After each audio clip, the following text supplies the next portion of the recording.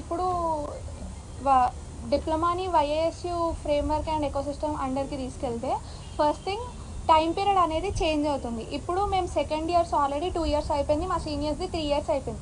ఇప్పుడు మళ్ళీ వైఏఎస్యు అండర్లోకి వెళ్తే మేము మళ్ళీ 6 months కోర్సు, మేము చేసే కోర్సుని బట్టి మళ్ళీ టైం పీరియడ్ అనేది చేంజ్ అవుతుంది. 6 months నుంచి 2 years వరకు. మాకు ఆ టైం వేస్ట్. మళ్ళీ సర్టిఫికేట్ ఇప్పుడు మాకు ఎస్బిటెట్ కింద ఉంటే మాకు గవర్నమెంట్ సర్టిఫికేట్ వస్తుంది, కానీ వైఏఎస్యు కిందకి వెళ్తే మాకు యూనివర్సిటీ సర్టిఫికేట్ అంటే ప్రైవేట్ సర్టిఫికేట్ వస్తుంది.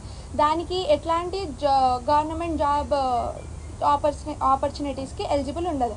అండ్ మొన్న మినిస్టర్ గారితో ఇంటరాక్షన్ అయినప్పుడు కొంతమంది హైయర్ అఫీషియల్స్ ఏమన్నారంటే ఇది టెస్టింగ్ పర్పస్ అన్నారు. ఫస్ట్ థింగ్ స్టూడెంట్స్ మీద మీరు టెస్టింగ్ ఎట్లా చేయగలరు, ఒక జియో పాస్ చేయడం అనేది మీకు టెస్టింగా. సెకండ్ థింగ్ టెస్టింగ్ పర్పస్ అయితే లాస్ట్ ఇయర్ ఏపీలో ఆల్రెడీ సేమ్ జియోని పాస్ చేసినారు, జియో ఎంఎస్ నెంబర్ 1 and 2.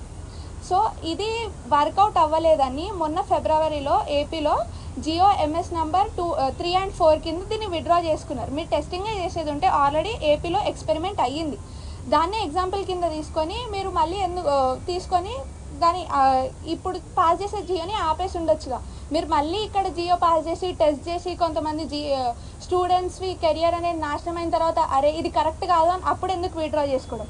ఇంకొకటి ఇప్పుడు శక్తి స్కీమ్ కింద 800 crores అనేది కేటాయిస్తున్నారు కదా, దాంట్లో 600 crores గవర్నమెంట్ కేటాయిస్తుంది. మీ దగ్గర 600 crores బడ్జెటే ఉంటే ఇప్పుడు మా ఎస్బిటెట్ కింద ఉన్న కాలేజెస్ మీద కేటాయించండి. మా కాలేజెస్, ల్యాబ్స్, హాస్టల్స్ ఏవి సరిగ్గా లేవు, ఈ 600 crores వాటిని డెవలప్ చేయడానికి యూజ్ చేయండి. అండ్ ఇంకొకటి ఇప్పుడు మా టెక్నికల్ ఎడ్యుకేషన్, మా ఎస్బిటెట్ మేమందరం స్టూడెంట్స్ ఎడ్యుకేషన్ డిపార్ట్మెంట్ కిందికి వస్తాము, కానీ ఈ వైఏఎస్యు కిందికి కలిపినప్పుడు అది లేబర్ డిపార్ట్మెంట్ కిందికి పోతుంది. శక్తి అనేది లేబర్ డిపార్ట్మెంట్ కింద ఇష్యూ అయ్యి ఉన్నది.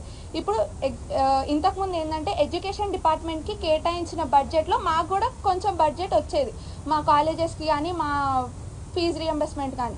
ఇప్పుడు మేము లేబర్ డిపార్ట్మెంట్ కింద ఉన్నాము, ఎడ్యుకేషన్ డిపార్ట్మెంట్కి కేటాయించిన బడ్జెట్లో మాకు కూడా బడ్జెట్ వస్తుందా లేదా దానికి క్లారిఫికేషన్ కావాలి.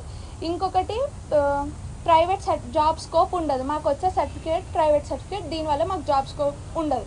మొత్తం మీద అందరం స్టూడెంట్స్ కలిసి అడిగేది ఏంటి అంటే మాకు జియో రిటర్న్ తీసుకోవాలి. మాకు 4th point ఏదైతే ఉందో జియోలో పాలిటెక్నిక్ కాలేజెస్ అన్నీ వైఐఎస్యు ఫ్రేమ్వర్క్ ఇంకా ఎకోసిస్టమ్కి అండర్ వెళ్ళిపోతున్నాయో ఆ పాయింట్ అనేది మీరు వెనక్కి తీసుకోవాలి.